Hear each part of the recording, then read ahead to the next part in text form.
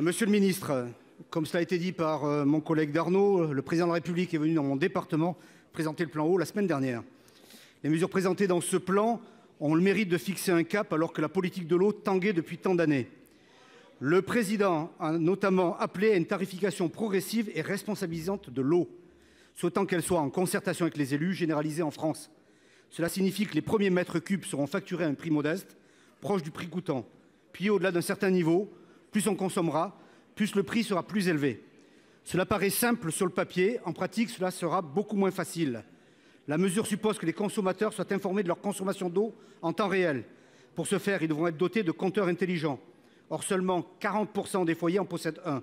Comment avez-vous prévu de généraliser ces compteurs? Par ailleurs, se posera également le problème de la tarification. Il devra prendre ce problème en compte à la fois le volume d'eau consommée, mais aussi les usages qui sont faits de cette eau. Allez-vous mettre en place une hiérarchie des usages? Si oui, comment s'articulera-t-elle avec la tarification progressive? Puisque vous m'y invitez, monsieur le ministre, je vous invite également à préciser la gouvernance locale de l'eau, puisque je n'avais pas envisagé de poser la question, mais comme elle est sur toutes les lèvres et éventuellement dans votre conscience, j'attends avec beaucoup d'attention votre réponse. Pour vous répondre, la parole est à monsieur Béchu, ministre de la Transition écologique. Monsieur le Président, Mesdames et Messieurs les sénateurs, Monsieur le sénateur Arnaud, vous étiez aux premières loges à Savines-le-Lac au moment de cette présentation sur l'ensemble de ces annonces. Le Sénat s'est fait l'écho, y compris au travers d'un vote ici, de l'inquiétude de vouloir fixer une règle qui soit unique en France et posant la question, mais pourquoi est-ce qu'on refuse de maintenir des systèmes de gestion communaux? Quels sont les indicateurs et les éléments qui permettent d'expliquer pourquoi on voudrait faire une marche forcée vers l'intercommunalité? Les indicateurs, ils existent et ils expliquent le fait que le président a commencé par rappeler que préserver un système de gestion de l'eau avec des communes isolées n'était pas une option.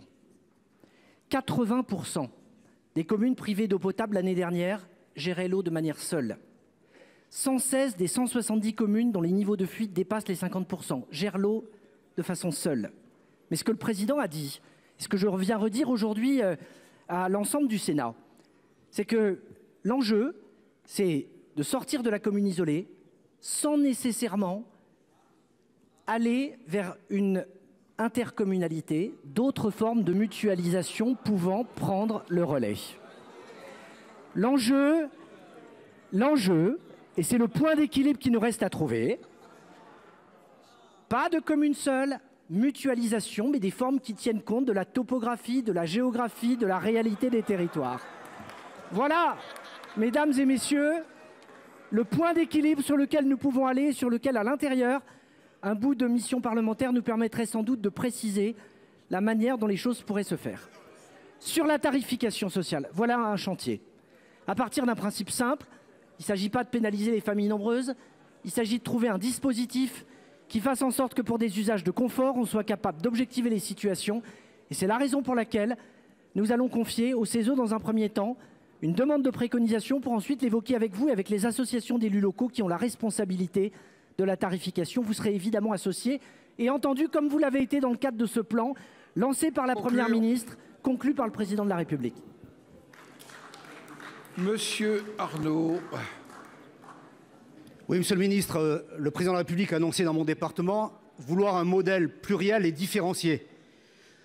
J'entends que vous nous annoncez aujourd'hui, et je vous en remercie, la possibilité de créer à nouveau des syndicats pour gérer la compétence eau au plus près du territoire.